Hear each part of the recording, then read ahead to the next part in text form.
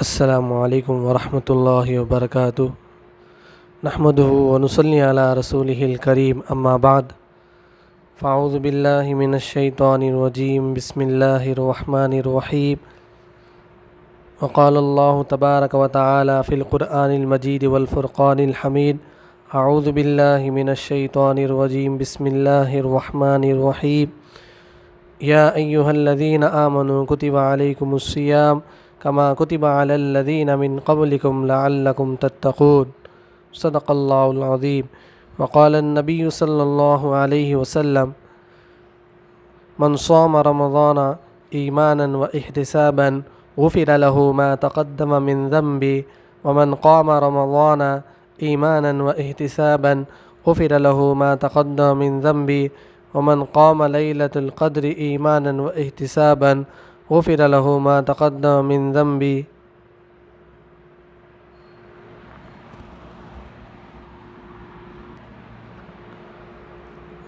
ومن قام ليلة القدر ایمانا واحتسابا غفر له ما تقدم من ذنبه او كما قال علیہ الصلاۃ والسلام۔ محترم سامعین اکرام او معزز مہمان اعظام، اللہ رب العزت نے ہم تمام کو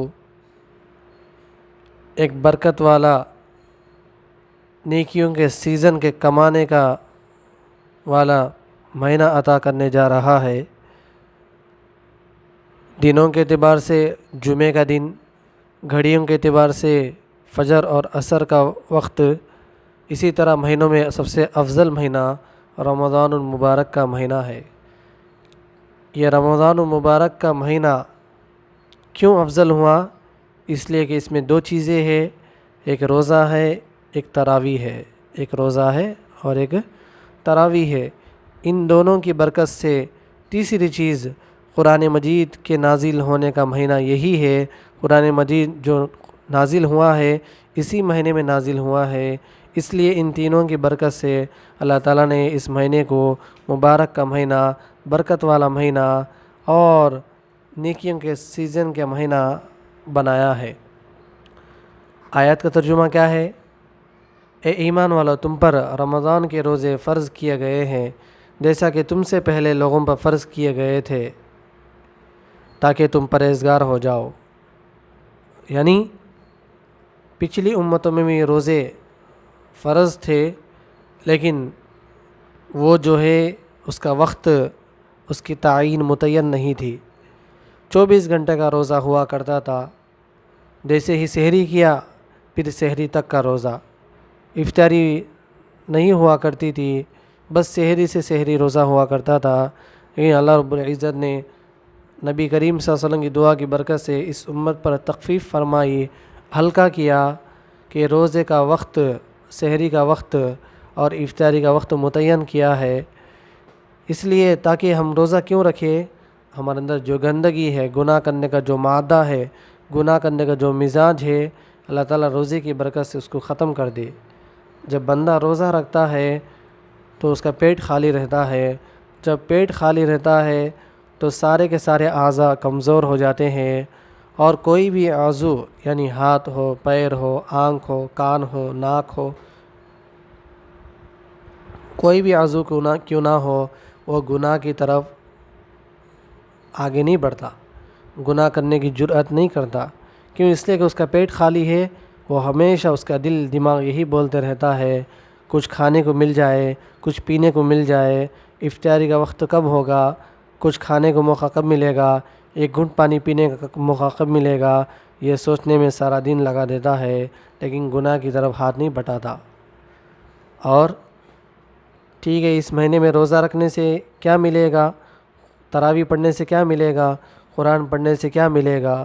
تو نبی کریم صلی اللہ علیہ وسلم فرماتے ہیں جو شخص ایمان اور ثواب کی نیت سے رمضان کا روزہ رکھے گا اس کے پچھلے سارے کے سارے گناہ معاف، اور جو شخص ایمان کے ساتھ، اخلاص کے ساتھ رمضان میں عبادت کرے گا اس کے بھی گزشتہ گناہ معاف ہو جائیں گے۔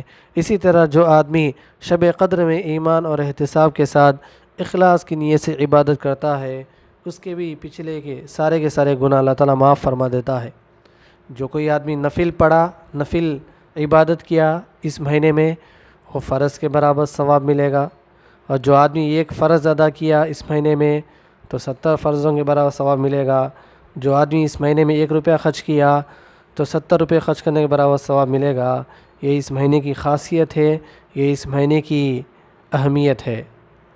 دوسرے مہینے میں اس طرح نہیں ہوتا، 1 روپیہ خرچ کیا تو 1 روپے کا ثواب ملے گا، زیادہ سے زیادہ 10 روپے کا ثواب ملے گا، لیکن اس مہینے کی خاصیت 1 روپیہ خرچ کرنے پر 70 روپے خرچ کرنے کے برابر ثواب ملے گا، ایک نفل ادا کرنے پر، فرض ادا کرنے کے برابر ثواب ملے گا، اور ایک فرض ادا کرنے پر 70 فرضوں کے برابر اللہ تعالیٰ ثواب دیتے ہیں۔ یہ نبی کریم صلی اللہ علیہ وسلم کی امت کی خاصیت ہے، ان کی دعا کی برکت ہے۔ اور آگے یہ بھی فرمایا کہ اس مہینے میں اللہ تعالیٰ نے روزے کو فرض فرمایا ہے، اس کے لیے ہر بالغ اور عاقل آدمی روزہ رکھنا اس کے پر فرض ہے۔ یہ نہیں سوچے، یہ نہ سمجھے کہ میں بوڑھا ہوں تو میں کہاں سے رکھوں، مجھے کام زیادہ ہے تو میں کہاں سے رکھوں، مجھے جو ہے فلاں کام ہے تو میں کہاں سے رکھوں، اس طرح نہ سوچے، بلکہ ہر آدمی کی ذمہ داری بنتی ہے کہ وہ آدمی ضرور روزہ رکھے۔ یہ فرض ہے ہمارے اوپر، ضروری ہے، آخرت کا توشہ ہے، آخرت کا سامان ہے۔ اسی طرح تراویح بھی پڑھے، آدمی تراویح پڑھنے کو ضروری سمجھے، کیونکہ اللہ تعالیٰ نے اس مہینے میں دن کے روزے کو، رات کے قیام کو اللہ تعالیٰ نے مقرر فرما دیا ہے، اس لیے دن میں روزہ رکھنا ہے اور رات میں قیام یعنی تراویح پڑھنا ہے۔ اس کے علاوہ رات میں نفلی عبادات بھی آدمی کر سکتا ہے۔ اچھا، رمضان المبارک افضل ترین مہینہ کیوں ہے؟ خود اللہ تعالیٰ فرماتے ہیں، شہر رمضان الذی انزل فیہ القرآن ہدی للناس وبینات من الہدی والفرقان فمن شہد منکم الشہر فلیصم ومن کان مریضا او علی سفر فعدۃ من ایام اخر یرید اللہ بکم اليسر ولا یرید بکم العسر وَلِتُكْمِلُوا الْعِدَّةَ وَلِتُكَبِّرُوا اللَّهَ عَلَى مَا هَدَاكُمْ وَلَعَلَّكُمْ تَشْكُرُونَ۔ اس کا مطلب کیا ہے؟ رمضان کا مہینہ وہ مہینہ ہے جس میں قرآن نازل کیا گیا، تورات، زبور، انجیل، ان تینوں میں تبدیلیاں ہو چکی ہے، اس کا کوئی اللہ تعالیٰ سے واسطہ نہیں ہے، لیکن یہ چوتھی کتاب قرآن مجید ہے۔